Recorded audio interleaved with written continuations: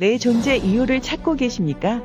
그 해답은 오직 예수 안에 있습니다. 이번 수련회에서는 오직 예수로만 얻는 구원이란 주제로 기독론을 강해합니다. 외부교인 신청 가능하오니 날짜와 장소를 확인해 주세요. QR코드로 접수 가능하며 자세한 사항은 홈페이지를 참고 바랍니다. 하나님 말씀 보시겠습니다. 하나님 말씀은 말라기 1장 1절부터 5절까지의 말씀, 말라기 1장 1절부터 5절까지의 말씀, 구약성경 1327페이지입니다. 구약성경 1327페이지 말라기 1장 1절부터 5절까지의 말씀 찾으셨으면 제가 봉독하겠습니다. 여호와께서 말라기를 통하여 이스라엘에게 말씀하신 경고라. 여호와께서 이르시되 내가 너희를 사랑하노라 하나 너희는 이르기를 주께서 어떻게 우리를 사랑하셨나이까 하는도다. 나 여호와가 말하노라 에서는 야곱의 형이 아니냐. 그러나 내가 야곱을 사랑하였고 에서는 미워하였으며 그의 산들을 황폐하게 하였고 그의 산업들을 광야 이리들에게 넘겼느니라.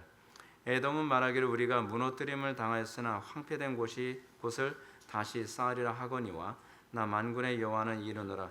그들은 쌓을지라도 나는 헐리라.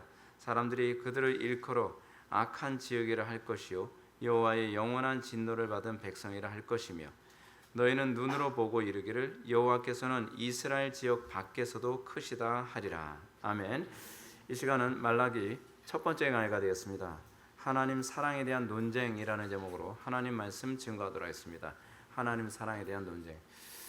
로마서를 잠깐 중단하는 겁니다. 로마서를 6강 하고서 끝내는 것이 아니라 제가 이제 이번에 이 7월달, 8월달 이 기간 되면서 전국에 돌아다니면서 강의도 해야 되고 제가 하는 일이 굉장히 좀 많아가지고 로마서를 어설프게 준비해서 설교하느니 아예 다른 설교를 하는 게 더 낫겠다라고 생각을 해서 말라기를 한 11주 정도, 10주 정도 그 정도 강의를 하게 될 겁니다.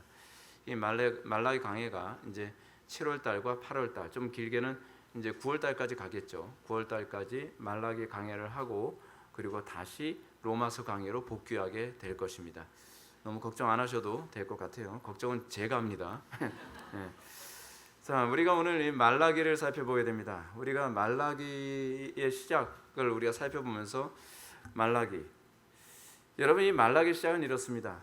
하나님의 사랑에 관한 문제부터 접근합니다. 신앙은 사랑에 관한 문제거든요. 신앙은 관계에 대한 문제입니다. 우리가 한번 이렇게 생각해 봅시다. 우리가 이 땅을 살아가면서 부모님이 나를 사랑하신다라고 하는 부분은 우리가 좀 제대로 인식을 하고 살아가고 있습니까? 우리는 부모님이 나를 사랑한다라고 하는 것을 머리로는 인지를 하는데 실감을 잘 못할 경우가 굉장히 많이 있습니다. 부모님이 나를 위해서 많은 일을 하죠. 하루 세 끼니, 여러분 하루 세 끼니 먹는다는 게 얼마나 큰 일인지 모릅니다. 나이가 이제 은퇴하고 나면은 남자는 삼식이라는 소리 듣잖아요. 하루 세 끼니 공급 못 받을까봐 아내의 눈치를 보죠. 하루 세 끼니 굉장히 중요합니다. 근데 부모님 하루 세 끼니 식사를 차려주고 또 옷도 살펴주고 학교 공부도 시켜주고 아프면 많은 치료비를 감당해가면서 자녀들을 고쳐주고 돌봐줍니다. 근데 우리는 그거에 대해서 별로 감사할 줄 모릅니다. 당연한 줄 압니다. 그러면서 이렇게 얘기합니다. 부모가 좀 약간 서운하게 해주면 부모님이 나한테 해준 게 뭐가 있어요? 라고 하는 말을 아무렇지도 않게 내뱉습니다. 우리가 이 부모님과의 관계에 있어서 우리가 가장 힘들어지는 부분 중에 하나가 무엇이냐면 우리가 잘못했을 때입니다. 우리가 잘못했을 때 부모님이 우리에게 벌을 주거나 책망을 할 때 우리는 부모님의 사랑을 의심할 때가 굉장히 많이 있습니다. 그 부모님의 책망과 징계를 서운하게 여깁니다. 예전에 뉴스에서 이런 일이 있었습니다. 여러분들 좀 오래됐는데 기억하시는지 모르겠습니다. 부모에게 어떤 아이가 책망을 들었습니다. 근데 아마 얘는 부모한테 거의 책망이라는 걸 안 받고 살았던 애 같습니다. 부모한테 책망을 듣고 나니까 애가 그냥 옥상 베란다에서 내려버렸습니다. 그 자살을 했어요. 죽었어요. 그 이유가 뭘까요? 부모 마음에 대못질하고 난 가겠다 그 얘기죠. 근데 그건 어렸을 때서부터 정당하게 책망과 훈육을 받는 일이 훈련이 안 돼서 그렇습니다. 요즘에 이제 점점 사회가 자녀들 교육을 하는 데서 훈육과 책망을 잘 안 하지 않습니까? 훈육과 책망을 견디지 못합니다. 근데 여러분, 하나님과 우리의 관계는 훈육과 책망의 관계입니다. 근데 여러분, 오늘 본문에 나오는 이 말락의 배경이 바로 그겁니다. 유다 백성들, 유태인이라고 하는 말이 사실 남유다 사람들을 의미하는 표현이잖아요, 사실은요. 이 유다 백성들의 모습이 이런 모습이었습니다. 물론 유다 백성이 되면은 거기에는 베냐민 지파를 포함을 합니다. 그런데 이 유다 지파 사람들은 하나님께 이런 상태에 있었습니다. 말라기서의 배경은 유다 백성들이 바벨론 포로 생활을 마치고 다시 예루살렘으로 귀환했습니다. 그리고 학개 선지자의 예언대로 성전을 재건했습니다. 그때 재건한 성전을 우리는 뭐라고 얘기하냐면 스룹바벨 성전이라고 얘기합니다. 성전을 재건했어요. 그 성전을 재건하고 나면 사람들은 뭘 기대합니까? 자, 우리가 성전을 재건하면 하나님께서 이제 복 주시겠지? 성전 재건하면 하나님께서 이제 풍요를 주시겠지? 나라를 더 예전보다 더 부유롭게 해주시겠지? 이전 영광보다 더 큰 영광을 주시겠지? 그런 기대감을 당연히 갖지 않겠습니까? 근데 문제가 뭐냐면 성전을 재건하고 50년이 지났는데 달라진 게 없는 거예요. 달라진 게 없는 정도가 아니라 오히려 사는 게 더 팍팍한 겁니다. 농경지는 황폐되고 있어요. 그리고 타민족과의 갈등은 점점 심해지고 가뭄도 심해지고 병충해도 심해집니다. 형편이 달라진 게 없어요. 하나님께서 뭐라고 선지자 학개에게 예언했냐면 내가 너로 인을 삼으리니 라고 하면서 다윗 왕조의 회복을 약속하셨거든요.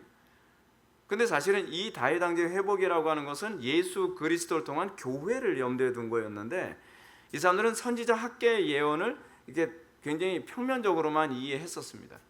그러면서 이 스룹바벨 성전이 완공됐는데 50년이 지나가지고 달라진 게 하나도 없고 오히려 삶은 더 팍팍해지고 힘들어지는 겁니다. 그러니까 점점 어떤 현상이 나타나겠습니까? 유다 백성들의 마음속에 선지자의 예언에 대한 불신감이 들어오기 시작을 합니다. 뭐야? 그 예언대로 때문에 우리 사기당한 거 아니야? 말도 안 돼. 도대체 왜 이런 일이 벌어지는 거야? 이제 이런 일이 이제 이스라엘 백성들 사이에서 계속 불평과 불만이 마치 전염병처럼 번지기 시작하는 겁니다. 그 안에서요. 그러면서 이 불평과 불만이 뭐로 나오냐면 항상 불평과 불만이 나오는 방식 중에 하나가 뭐냐면 하나님의 율법을 대충 지켜야 되는 해이해지는 것으로 나타나기 시작을 합니다. 그들은 더 이상 모세의 율법에 대한 경외심이나 하나님의 은혜에 대한 이 기대감이 없어졌습니다. 그러므로 그들이 하나님께 제물 드릴 때 어떻게 해요? 이게 항상 예배로 나타난다니까. 예배로요. 어떻게 해요? 흠 많고 그리고 이 대충인 그 제물을 하나님께 드리면서 그냥 하나님께 예배를 한다고 하는데 예배는 그냥 형식이에요. 그래 뭐 대충 그냥 저 눈 못 놈 갔다가 그냥 제사 드리고 병든 놈 갖다 제사 드리고 좋은 거 가지고 아까우니까 안 해. 뭐 이런 식으로 돼버리는 거죠. 11조도 제대로 바치지 않습니다. 11조도 하는 둥 마는 둥. 11조를 하는 둥 마는 둥 하니까 자동적으로 이 이스라엘 공동체 안에서 뭐가 이제 균열이 가겠습니까? 제사장이나 레위인들이 이제 먹고 사는 게 힘들어지니까 투잡을 뛰기 시작하게 되죠. 그렇죠? 자동적으로 자동차 운전 다니든지 뭐 요즘 식으로 따지면 그런 겁니다. 그렇지 않으면 어디 아르바이트 가든지 뭐 편의점 일을 하든지 목회 따로 이런 투잡을 자꾸 뛰게 되는 거죠. 뿐만 아니라 그들은 이방인들과 혼인을 하기 시작을 합니다. 뭐 하나님 말씀에 살아봐야 소용없어. 내가 왜 저렇게 이쁜 이방 여자인데 왜 내가 이방 여자와 결혼 안 하겠어? 근데 이방 여자와 결혼하고 이혼도 아주 쉽게 생각하기 시작을 합니다. 이것은 이스라엘 백성들이 어느 정도로 하나님께 대한 경외심이나 존경심이 사라졌는지를 잘 보여주는 부분이죠. 이런 상황에서 하나님은 선지자 말라기에게 이제 다음 같은 질문을 던지시면서 예언이 시작됩니다. 1절과 2절 말씀을 한번 보시겠습니다. 여호와께서 말라기를 통하여 이스라엘에게 말씀하신 경고라. 여호와께서 이르실 때 내가 너희를 사랑하였노라 하나 너희는 이르기를 주께서 어떻게 우리를 사랑하셨나이까 하는도다. 꼭 그거 떠오르죠. 부모님이 나한테 해준 게 뭐가 있어요? 라는 말이 딱 떠오르는 그런 표현 아닌가요? 먼저 우리가 이 예언을 이해하기 전에 먼저 이해해야 될 것이 뭐냐면 말라기라고 하는 선지자의 이름입니다. 이 말라기라는 선지자가 없어요. 구약성경 어딜 뒤져봐도 말라기라는 이름은 이 말라기서 이후에는 나오질 않습니다. 이 말라기라고 하는 이름에 대한 히브리어는 내 사자라는 의미거든요. 근데 이 이름은 구약에서 유일하게 이곳에만 나오는 명칭입니다. 구약 어디에서도 말라기라는 이름을 가진 선지자가 나오지 않죠. 따라서 고대 교부였던 제롬이나 그렇지 않으면 종교개혁자였던 칼빈은 이 말락이라는 이름이 사실은 실제 이름이 아니라 아마 에스라가 자기 이름을 실명을 하지 않기 위해서 이 말락이라는 이름을 사용했을 것이다라고 이렇게 추측하기도 합니다. 근데 이것은 추측이지 이것을 단정져서 이해할 필요는 없습니다. 실제로 에스라인지는 밝혀지질 않았습니다. 중요한 것은 여기서 선지자가 자기 이름을 밝히기보다는 하나님의 영광을 드러내기 위해 자신의 신분을 의도적으로 드러내지 않았다는 부분이 우리가 먼저 관심을 가져야 될 부분입니다. 그래서 말라기라고 자신을 밝힌 선지자는 이 예언 부분을 이렇게 시작합니다. 이스라엘에게 말씀하신 경고라. 이 부분을 좀 더 주의 깊게 살펴볼 필요성이 있습니다. 그래서 경고라고 이렇게 나온 번역되어진 이 히브리어, 이게 마사라는 히브리어를 사용하거든요. 근데 이 마사라는 히브리어는 적들에게만 주로 사용하는 표현입니다. 그러니까 재앙이나 환란을 가지고 위협하면서 하나님께 책망하시는데 이방 민족들에게 하나님께서 종말론적인 심판을 경고하실 때 마사라는 말을 사용해요. 그러니까 자기 백성이 아니라 이방 민족들, 그리고 하나님께서 심판하시고 진멸하시려고 하는 대상을 향해서 사용할 때 내가 경고한다. 우리 식으로 따지면 너 죽을래? 뭐 이런 식의 표현이 되는 거죠. 근데 하나님께서 이것을 자기 백성인 이스라엘 백성들에게 마사라고 하는 이 히브리어를 사용해서 내가 경고한다. 조심해라. 경고한다. 이렇게 말씀하고 계시는 겁니다. 이 사실을 미뤄본다면 이 말씀은 주님께서 선지자 말라기를 통해서 회개하지 않으면 심판하시겠다. 마치 이방인처럼 너희들을 대우할 것이다 라고 하는 경고라고 들을 수 있습니다. 이 부분에 대해서 스튜어트라고 하는 신학자는 말라기서의 특징을 모세 오경에 제시된 27개의 언약적 저주와 10개의 회복 후 축복을 21개를 언급하고 있는 것이라고 주장을 하는데, 이런 주장을 염두에 둘 때 이 마사라는 단어와 연관지어 생각해 보면 하나님께서 이스라엘 백성들을 어느 정도로 심각하게 좀 바라보고 있는지를 알 수 있습니다. 이 얘기는 여러분 오늘날 한국교회 안에서도 한국교회를 보면서도 그렇고요. 여러분 또 좀 약간 멀리 생각해 봅시다. 여러분 제정 러시아 시대 때 나름대로의 기독교라고 있었죠. 그 그리스 정교회입니다. 엄밀한 의미에서는 정교회인데 하나님께서는 기독교가 타락을 하잖아요. 타락을 하면 그 어느 정도냐 하면 그냥 마사이 수준으로 갑니다. 그 종교를 아예 없애버려요. 기독교인데도 불구하고. 여러분 과거에 우리가 소아시아 7교회 같은 게 지금 흔적도 남아있지 않습니다. 하나님께 범죄하고 하나님의 말씀을 두려워하지 아니하고 자기 방식대로 종교 생활을 하게 됐을 때에 하나님께 마사를 그대로 적용해서 지금 소아시아 7교회 지역은요 신앙생활을 과거에 했는지도 알 수가 없어요. 왜냐하면 그건 이슬람이다 점령을 해버렸거든요. 하나님께서 왜 그러실까요? 이게 우리에게 주시는 경고입니다. 우리가 하나님을 경외하지 않고 우리 하나님을 함부로 대했을 때 오게 되어지는 심판이 얼마나 두려운 것인가, 그거를 우리에게 경고하고 있는 것입니다. 하나님께서 말라기를 통해서 어떤 저주를 선언하고 있는 것입니까? 이 질문을 해결하기 전에 우리가 먼저 유다인들에게 하시는 하나님과의 첫 번째 논증에 우리는 집중해야만 합니다. 하나님의 논증이 무엇입니까? 내가 너희를 사랑하였노라 하나 너희는 이르기를 주께서 어떻게 우리를 사랑하셨나이까? 라는 질문에 대한 반문입니다. 하나님께서 우리를 사랑하시는 거 우리는 머리로 압니다. 관념으로 압니다. 부모님이 우리를 사랑한다고 하는데 우리는 그걸 관념으로만 압니다. 우리는 그 사랑을 실제로 체감하지 못합니다. 제대로 인식하지 못하고 있습니다. 이것이 우리의 질병입니다.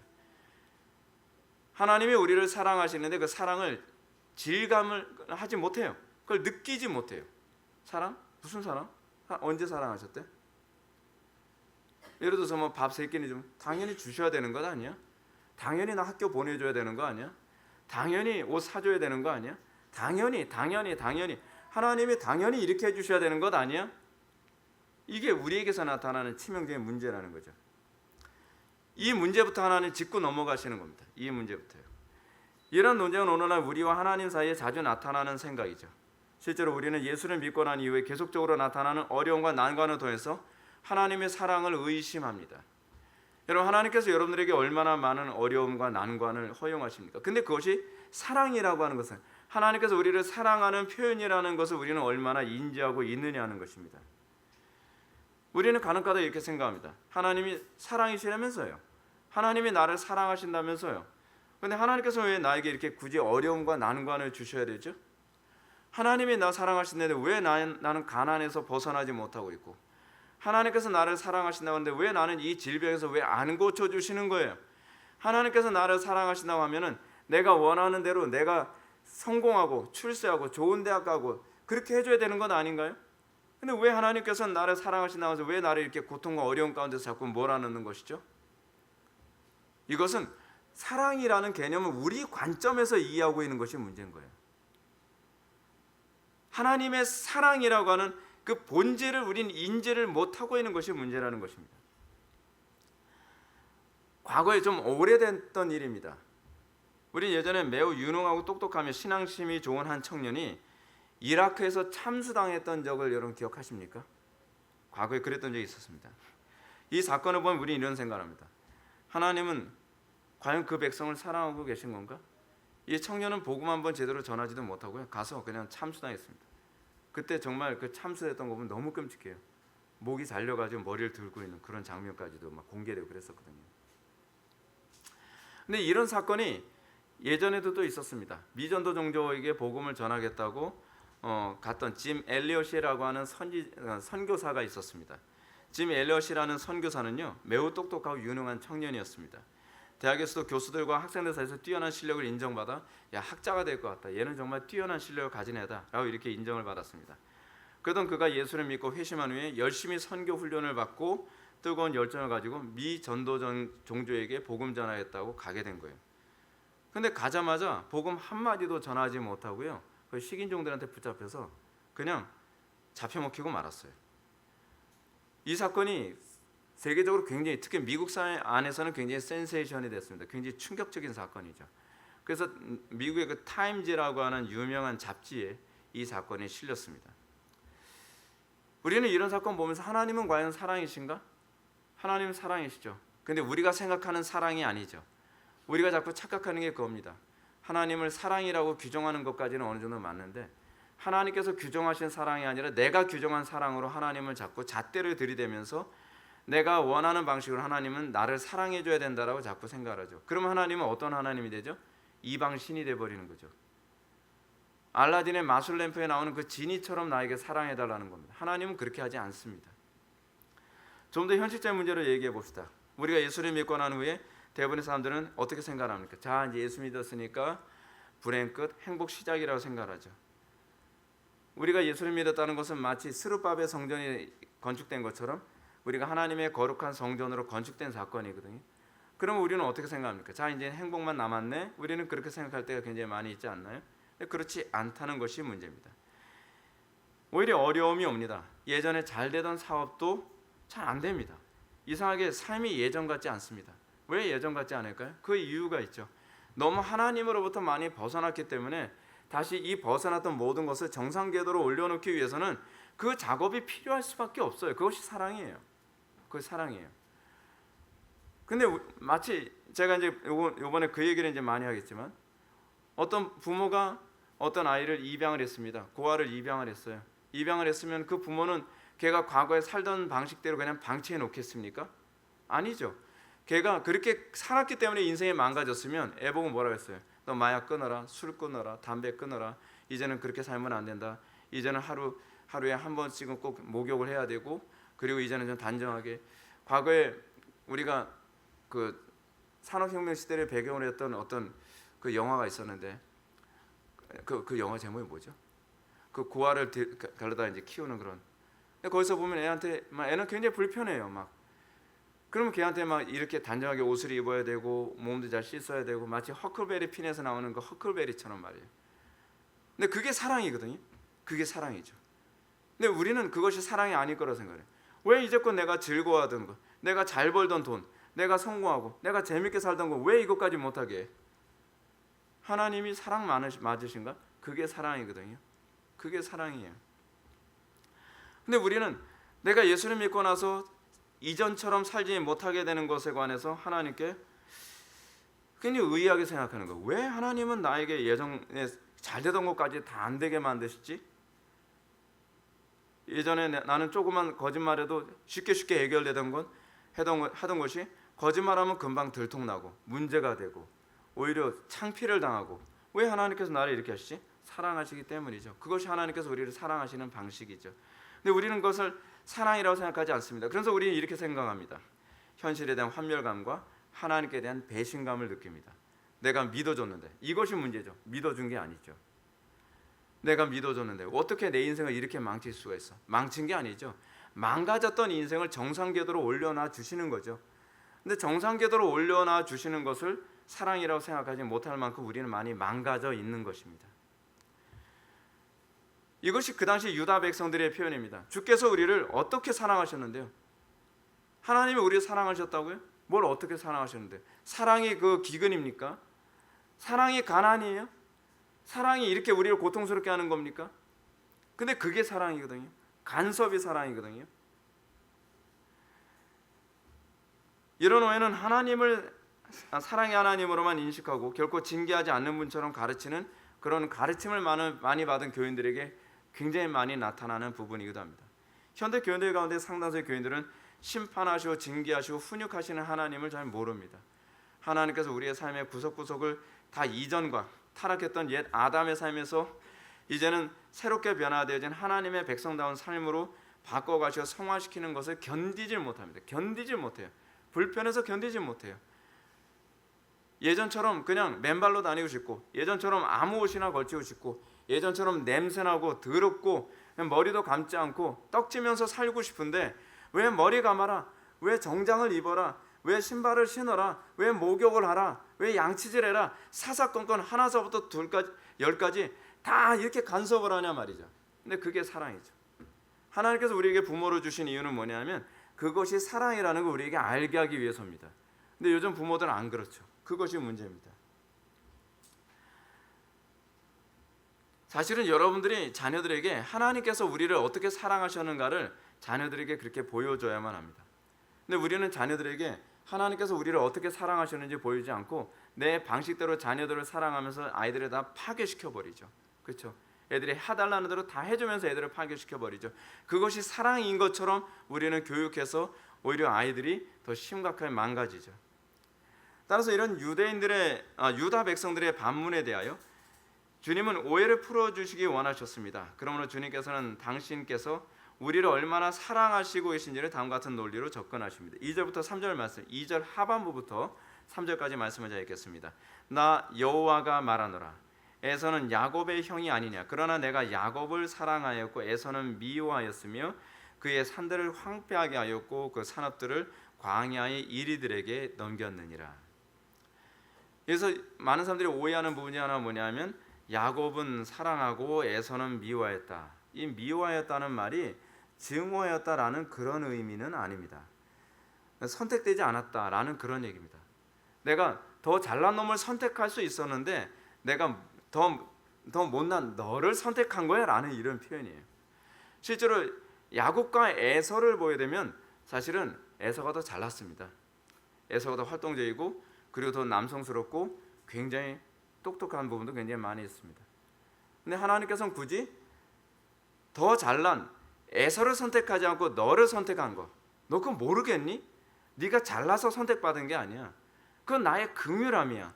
내가 너를 사랑하기 때문이야. 무조건적 사랑이지. 이렇게 얘기하고 있는 거예요. 마치 이거죠. 고아원에서 많은 고아들이 있어요. 많은 고아들이 있는데 이렇게 딱 보면 알 수 있잖아요. 저 녀석 똘똘한데, 저 녀석 잘생겼는데. 그럼 우리의 본성상 어떻습니까? 더 똘똘하고 잘생기고 그리고 좀 괜찮은 놈을 선택하고 싶죠. 그게 우리의 본능이거든요. 근데 하나님께서는 자, 나는 똘똘하고 잘생기고 다 좋은 신체 건강한 놈을 선택한 것이 아니라 아무도 선택할 것 같이 보이지 않은 너를 내가 선택해줬어. 그 표현이에요. 사실 이 표현이. 고아원에 보면 그렇게 버려진 아이들이 있거든요. 장애인으로 태어난 거예요. 정신적인 장애라든지 신체적 장애를 가지고 태어난 아이가 있죠. 전응아라든지. 근데 그런 아이를 그냥 긍휼함으로 선택해 준 것과 같은 그런 표현이 바로 이 표현입니다.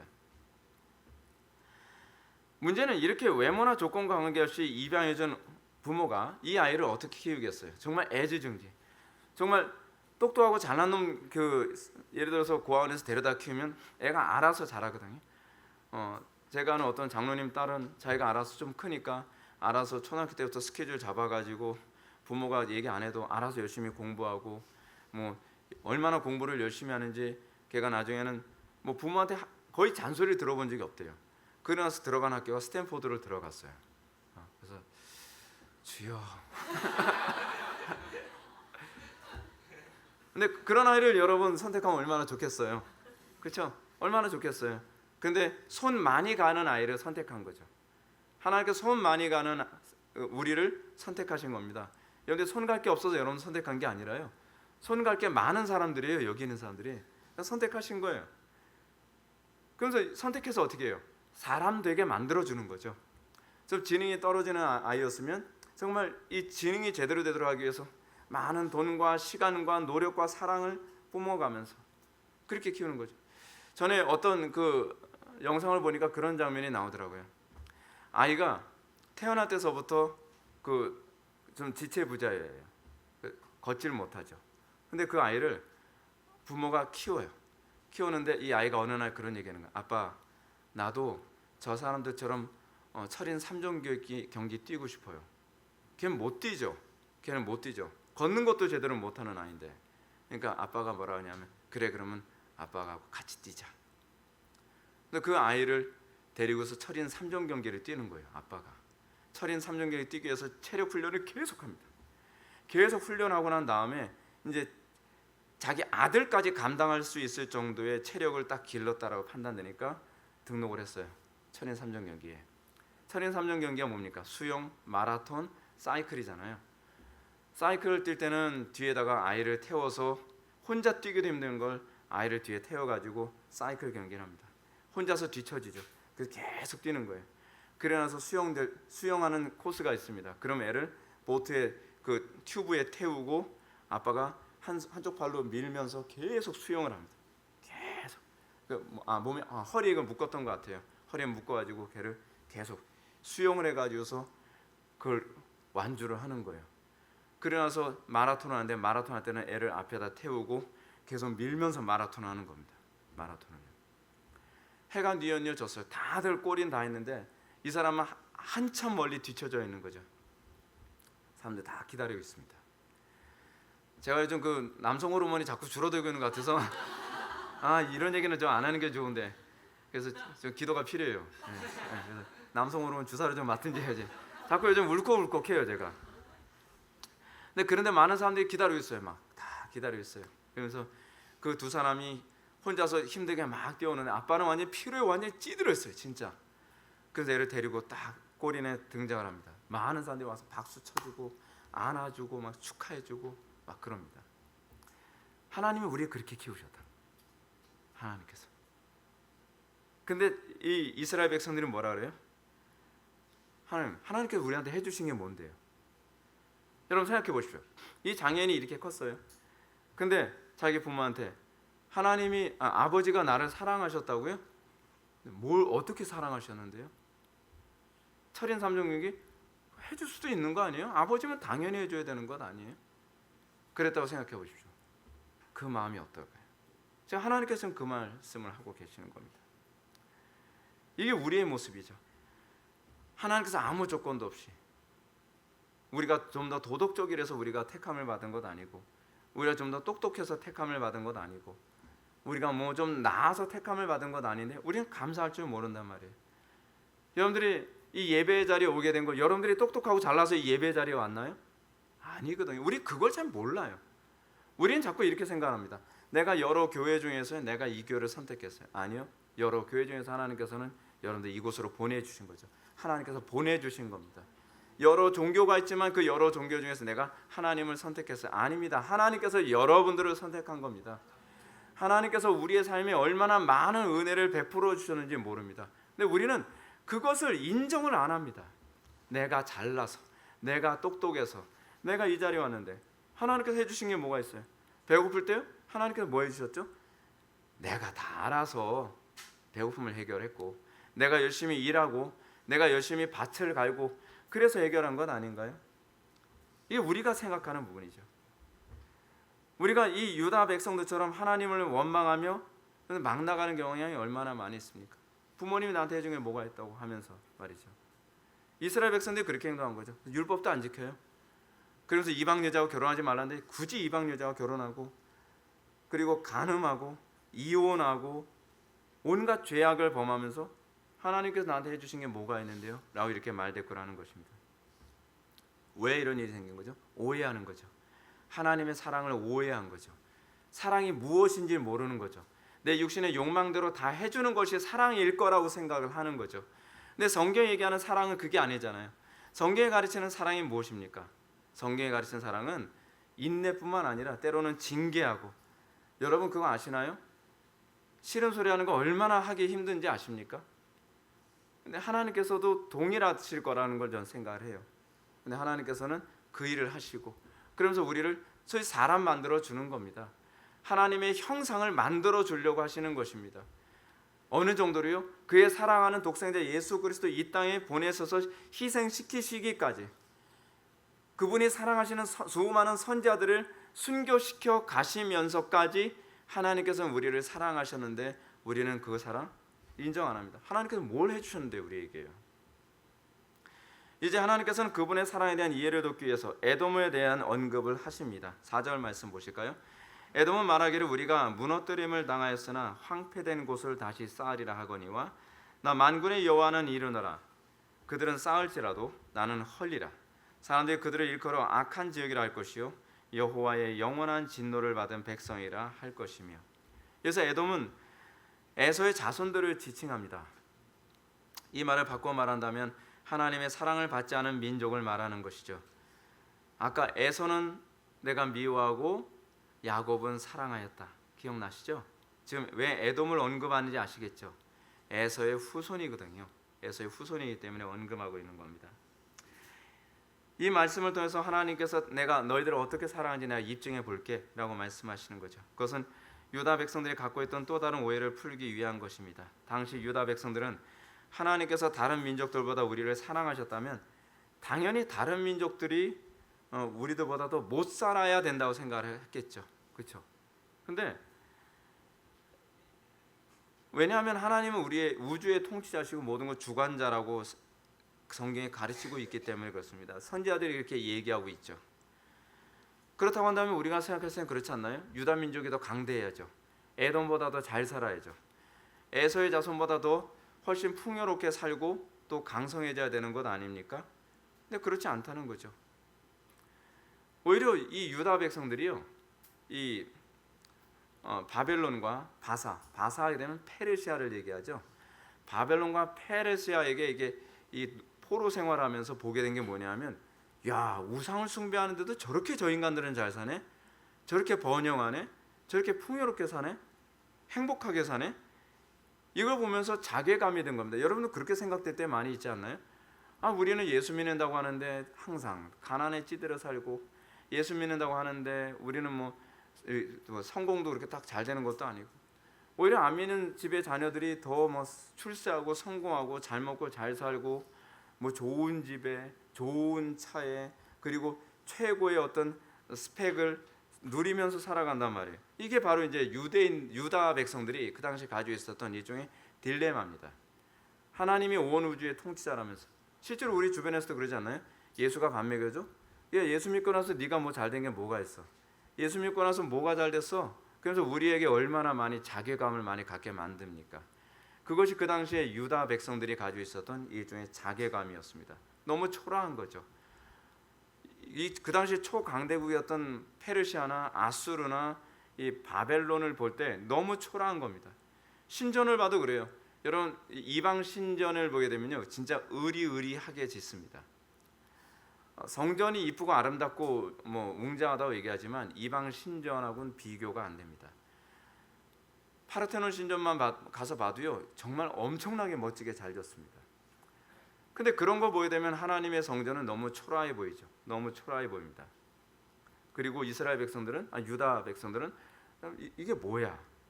너무 그 자괴감이 드는 거죠. 유다 백성들은 하나님의 사랑에 대해서 더욱더 이해하기 어려웠습니다. 온 우주의 주관자고 창조자라고 하시는 분이 왜 이렇게 초라하셔? 왜 이렇게 초라하시지? 바벨론과 페르시아 번영을 해도 우리 당신의 백성이라고 하는 이스라엘 백성 하나 제대로 번영도 못 시켜주는데, 그리고 우리는 하나님을 섬기는데 왜 우리는 속국으로 살아야만 하지? 요즘식으로 말한다면 거지. 예수 믿으면 불신자보다 더 잘 살고 출세하고 성공해야 되는데 왜 우리는 잘 먹고 잘 살고 출세하는 일이 이렇게 안 되는 거야? 그래서 하는 얘기가 뭐예요? 하나님이 우리한테 해주신 게 뭐가 있는데요? 하나님이 우리를 사랑하셨다고요? 뭘 어떻게 사랑해 주셨는데요? 라고 이렇게 아주 뻔뻔하게 말대꾸를 하는 것입니다.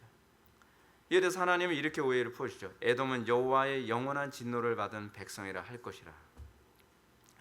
이 말씀에 의미하는 바가 무엇입니까? 그것은 바로요, 현재 번영하면 사실 영원한 심판과 진노를 향해 가는 방식이라고 얘기하는 겁니다. 내가 간섭을 안 하는 거야. 왜? 내 자식이 아니니까 라고 얘기하는 거죠.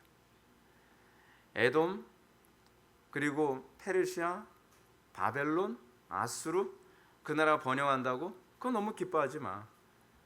그거는 멸망을 향해서 달려가고 있는 것뿐이야. 마치 이거죠. 이 표현은 이런 표현입니다. 그들의 번영은 하나님의 심판을 향해 달려가는 타이타닉호 같은 호화 여객선 역할을 하고 있는 것일 뿐이라는 겁니다. 그 번영은요, 그냥 타이타닉호예요. 근데 그 타이타닉호 안에 타서 그 화려함과 풍요로움과 안락함과 그 아름다움에 심취해서 그 엄청나게 거대한 타이타닉호가 침몰을 향해서 달려가고 있는 그 끔찍한 비극을 향해 달려가고 있다는 것을 사람들은 전혀 의식을 못하고 있는 것이죠. 그죠? 근데 하나님의 백성들은 비록 징계와 간섭과 어려움을 당하지만 너희들은 멸망을 향해 가지 않도록 내가 간섭하고 있기 때문에 그런 거야. 그렇게 얘기하고 있는 것입니다. 이건 자녀와 자녀 아닌 그 두 자녀의 차이이기도 하죠. 하나님께서 에돔 백성들은 간섭하지 않았어요. 에서의 자녀들은 하나님께서 간섭하지 않으셨죠. 그냥 뭐 이방 여자와 결혼하든 뭐하든 하나님께서 놔두시는 거예요. 하나님께서 에돔의 자녀들이 뭐 우상을 숭배하든 하나님께서 놔두세요. 근데 놔두는 게 복이 아니라니까요. 놔두는 게 복이 아니죠. 누가 정말 복입니까? 간섭받는 거. 간섭받는 거. 우리가 어렸을 때 어떻게 생각을 합니까? 그냥 딴 친구들은 뭐 영화 같은 거 보러 가고 뭐 해도 아무 얘기 안 하는데 왜 우리 부모님은 뭐 영화 보러 가는 거 그거 일일이 다 꼼꼼히 체크해서 야 그거는 니네들 볼 게 못돼, 이거 나쁜 거야, 보지 마. 딴 애들은 막 불량식품 같은 거 사 먹는 거 그런 것도 막 그냥 놔두는데 그냥 버르장머리없이 살아도 놔두고, 뭐 주일 성수 같은 거 안 하고 그냥 걔네들은 주일에 어디 놀러 다니고 뭐 해도 놔두고. 자, 바꿔서 얘기합시다. 누가 복이 있는 사람입니까? 교회를 동일하게 다닌다고 하더라도 누가 복이 있는 사람입니까? 하나님, 우리 교회에 어떤 사람은 그냥 맨날 주일 성수도 거의 안 해요. 그 사람은 어쩌다 그러면 놀러 다니고 뭐하고 조금 바쁜 날 있으면 그 돈 없고 그러면 헌금도 안 하고 자기 멋대로 살아가는데 별로 어려움이 없는데요. 잘 먹고 잘 사는데요. 결혼하면 굉장히 행복하게 잘 살고, 어쩌면 저 사람들이 인꼬같이 살아가는지 몰라요. 맨날 인꼬 그래서 맨날 살아가요. 근데 우리는 맨날 하나님 말씀을 산다고 하는데도 맨날 집안은 전쟁터고, 저 사람은 하나님 안 믿는다고 하는데 자식도 태어나면 똑똑하고 건강하고 잘난 아이가 태어나가지고서 그러는데, 우리는 하나님 잘 믿는다고 하는데도 불구하고 그렇지도 않고, 도대체 뭡니까? 여러분, 그거 부러워하지 말라고 얘기하는 거예요. 하나님께서 그거 부러워하지 마라. 간섭 받는 게 복이다. 하나님께서 여러분들에게 날마다 기도 제목 주시는 게 복인 거 알고 계십니까? 안 믿는 사람들 기도 제목 없어서 기도 안 하잖아요. 우리는, 여러분, 기도 제목 없으면 여러분들 기도 안 할 사람들이 태반입니다. 끄떡끄떡 하지 마세요. 그냥 가슴 아파요, 여러분. 기도 제목 주셔서 기도하시는 거잖아요, 여러분. 여러분들 하나님께서 여러분들 찾게 하지 아니하시면 우리는 하나님 찾을 인간이 아닙니다. 근데 하나님께서 우리는 하나님을 조금 멀리하고 세상 사람들처럼 살고 싶은데 하나님께서 계속 간섭하셔서 제가 말씀드렸잖아요. 전 뽑기 하는 것조차도 간섭받아요. 저도 안 믿는 친구처럼 몰래 들춰보고서 그 꽝 아니고 왕 그런 거 뽑고 싶었단 말이에요. 근데 그것까지 간섭받는 거예요. 해대도 너무하시네. 다른 친구들은 진짜, 제가 초등학교 다닐 때 정말 자괴감이 느껴졌던 게 하나가 뭐냐면요, 친구 중에 하나, 예수 안 믿는 친구들은 오락실 가면요, 오락도 왜 이렇게 잘하는지. 그 친구들은 막 옛날에 우리 때 하던 그 게임이 그 갤러그라는 게임이 있었어요. 걔는 막 1시간 2시간 앉았어요. 1시간 2시간 앉아서 하니까 이 게임방 아저씨가 그냥 동전을 줘요. 그냥 가라고. 근데 저는 거기다 투자만 하고 와요. 예. 저 하면 막 뭐 5분도 못 가요. 그냥 띠리리리리 하면서 그냥 죽어요. 야, 나는 이런 것도 못 하고. 저는 이게 그런 거 하면 진짜 전혀 안 맞아요. 뭐 고수도 뭐 포카 이런 것도 전혀 할 줄 모르니까 아예 손을 안 대는 거잖아요. 요번에도 숫자 게임 하는데 진짜 미친 줄 알았어요. 저 숫자 게임 진짜 못 하거든요. 근데 그걸 못 하니까 어때요? 그러니까 우리가 저 같은 사람 같으면 어때요? 아예 도박 게임 그거는 아예 취미가 없어요. 못 하니까. 잘 되는 게 여러분 그건 복이 아닙니다. 게임 잘 되면 어때요? 중독 아무나 되는 게 아닙니다. 되니까 중독이 되는 거예요. 저는 중독될 능력이 없어요. 저는요. 아예 못 하니까. 근데 그게 복인 거죠. 그게 간섭인 거죠. 우리 같은 사람들은요, 세상에 나갈 수 없도록 하나님께서 계속 간섭해 주시는 거예요. 죄질 자유도 별로 없어요. 네. 근데 그게 복입니다. 그게 복이에요. 근데 문제는 뭐냐면 우리는 그런 거죠. 하나님께서 나한테 해주신 게 뭐가 있는데요? 죄 짓지 않도록 해줬잖아. 네 신앙 좋은 게 그게 네가 잘나서 좋은 게 아니라니까. 네가 지금 이렇게 신앙생활한 것이 은혜라니까. 근데 우리는 그걸 잘 몰라요. 내가 잘나서 신앙생활 잘하는 것이고 내가 잘나서 지금 이만큼 멀끔하게 신앙생활하고 있다고 생각을 하는 겁니다. 여러분 요즘 부모들 어떻습니까? 자녀들 거의 방목하면서 키우죠. 애들이 해달라는 거 다 해주죠. 투정 다 받아주죠. 잘못해도 매를 들거나 훈육 같은 거 안 하죠. 감정이 상하지 않도록 계속 감정 맞춰주죠. 그게 좋을 것 같죠. 나이가 들면서 어떻습니까? 점점 망가져가는 겁니다. 학교에서 아이가 싸우다가 친구와 싸우면 어때요? 애가 잘했는지 잘못했는지 가늠은 안 하고 무조건 애 편드는 것이 사랑이라고 생각하죠. 학교에서 애가 잘못해서 선생님한테 야단 맞고 오면 무조건 애 편들면서 선생님을 향해서 뭐예요? 그녀 오라 그래요. 이게 제대로 정신 상태가 박힌 인간들입니까? 근데 그걸 사랑이라고 생각하는 게 우리가 하나님께서 그렇게 사랑해야 된다고 생각하는 거예요. 우리가 잘못이죠. 우리가 문제죠. 사랑이 왜곡되어져서 컸기 때문에 우리 중에 상당수의 사람들은 하나님의 깊은 사랑을 이해를 잘 못하는 거예요. 그죠? 하나님께서 말라기를 통해서 우리에게 말씀하시고자 하는 사랑이 무엇입니까? 내가 너희들이 원하는 대로 해주지 않았지만 너에게 유익이 되도록 인도한 것이 나야. 그것이 내가 너희들을 사랑하는 방식이야 라고 말씀하시며 그 왜곡된 사랑에 대한 이해를 그 왜곡을 잡아주신 것입니다. 5절을 통해서 왜곡된 유다 백성들에 대한 하나님의 사랑을 어떻게 교정시키는지 5절 한번 보실까요? 너희는 눈으로 보고 이르기를 여호와께서는 이스라엘 지역 밖에서도 크시다 하리라. 그래서 주님은 이제 유다 백성들 하여금 지금 현재 상태로만 판단하지 말라고 말씀하십니다. 하나님께서 지금 너희들을 훈육하고 훈련하고 트레이닝합니다. 여러분 히브리서 기자의 말처럼 징계는 다 받는 것이거늘 너희에게 없으면 사생자의 친아들이 아니리나 라고 말씀하고 계시지 않습니까? 하나님께서 우리를 이렇게 훈련시키고 양육시키고 트레이닝시키고 나면 나중에 우리에게 어떤 현상이 나타납니까? 훌륭한 자녀가 되죠. 훌륭한 자녀가 됩니다. 그때는 뭐가 되려나? 저도 지금 제 자신을 뒤돌아보면 그렇습니다. 정말 되는 일이 하나도 없어서 맨날 하나님께 하나님 왜 저는 이렇게 되는 일이 없습니까? 안 믿는 애들은 그리고 제가 같은 교회 다녔던 친구들은 교회 다니면서 술 마시고 담배 피고 세속적으로 살고 그래도 별 어려움 없이 잘 살아요. 정말 형통하게 살아요. 돈도 잘 벌고. 친구들 보게 되면은 제가 가난에 찌들어서 막 20대 초반에 괴로워서 막 산기도 다니고 막 그럴 때 제 친구들은 그 당시에 이미 자가용을 타고 다니고 그러는 거예요. 되게 부럽죠. 난 예수님 잘 믿는다고 하는데 왜 나는 이렇게 힘들게 살까? 근데 주님께서 그러시는 거죠. 시간이 지나봐. 끝까지 가봐. 지금 과정에서는 걔네들이 잘 되는 것 같지. 지금 과정에서는 에돔이 잘 되는 것 같지. 근데 끝까지 가봐. 너희들이 입에서 이런 소리 나올 걸 여호와께서는 이스라엘 지역 밖에서도 크다 하리라.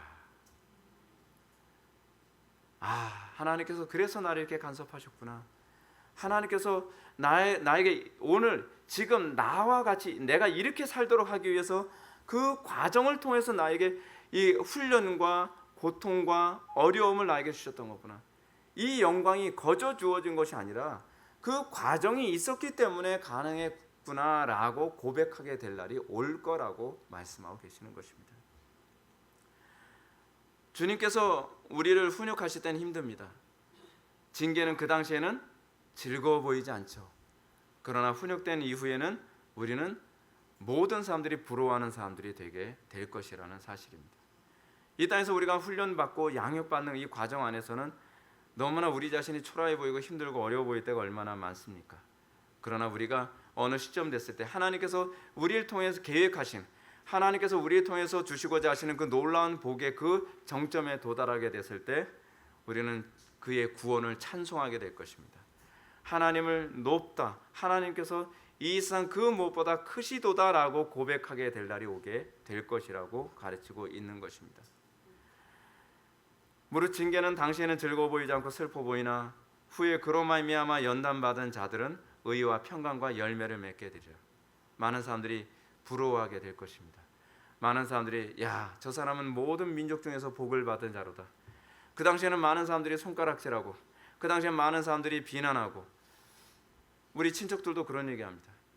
예수 잘 믿는다고 하면서 왜 니네들은 사는 게 그 모양이야. 근데 시간이 지나면서 그런 얘기합니다. 야, 예수 믿는 게 저렇게 좋은 거였구나. 왜 예수 그랬는지 알겠다. 나중에 와서 그 얘기를 하는 거예요. 하나님께서는 우리에게 그렇게 영광 받기 원하십니다. 그런데 우리가 우리 자녀들을 양육하면서도 어떻습니까? 남들이 하고 싶은 거 다 하게 해주지 않고, 남들이 놀러 다니고 남들이 사치하고 낭비하는 그런 거 우리 자녀들에게 그걸 안 하게 하면서 엄마 왜 우리는 저렇게 안 해줘요? 아빠 왜 우리는 저런 거 안 사줘요? 시간이 지나봐. 이게 너를 위한 거야. 아니 남들 다 보는 거 우리도 저런 거 좀 보면 안 되나요? 시간이 지나봐. 지금은 너희들에게는 아니야. 아니 딴 친구들은 다 스마트폰 가지고 살고 다 좋아하는데 왜 우리한테만 그래요? 그게 너희들에게 유익이기 때문이야. 시간이 지나서 아이들이 철이 들고 나면 아, 부모님이 그래서 나에게 그렇게 하셨구나 라고 하는 걸 깨닫게 되고, 오히려 스마트폰에 중독되어 있는 그런 아이들 보면서 그때 나도 만약에 저렇게 스마트폰을 어렸을 때서부터 사용했다면, 아기 때서부터 맨날 스마트폰에 눈을 꽂고 살면서 내가 고등학교까지 올라갔다면 나도 저랬겠구나라고 생각을 하면서 우리 부모에게 고마워하게 되는 것처럼, 우리 인생에서 하나님의 크고 두려운 심판대 앞에 섰을 때 하나님께서 나를 그렇게 간섭해 주시고 나를 인도하셨기 때문에 내가 이 크고 두려운 멸망에 떨어지지 아니하며 내가 저 영원한 천성에 입성하게 되었구나라고 하나님의 이름을 찬송하게 되게 될 것입니다. 하나님의 사랑, 그 깊은 사랑을 이해하시고 날마다 여러분들이 납득하지 못하는 간섭과 어려움 때문에 불평하지 마시고 우리가 하나님의 이름을 높여드리며 우리가 장차 오게 되질 우리에게 주어질 그 영광과 좋게 비교할 수 없는 그 은혜가 우리에게 부어질 것을 믿으시기 바랍니다. 기도하시겠습니다. 사랑이 많으신 하나님, 우리에게 날마다 간섭하시고 우리를 선한 길로 날마다 이끄시는 주님을 찬양합니다. 우리에게 현재 주어지는 고난이 지금 달갑지 않지만 주님께서는 이 과정을 통해서 우리를 더욱더 거룩하게 세워주시길 원하시는 줄 믿습니다. 우리가 인내함으로 주님의 간섭을 우리가 받고 감사함으로 찬송함으로 우리를 그 간섭에 반응할 수 있도록 은혜 베풀어 주옵소서. 감사드리며 예수님의 이름으로 기도 올려옵나이다. 아멘.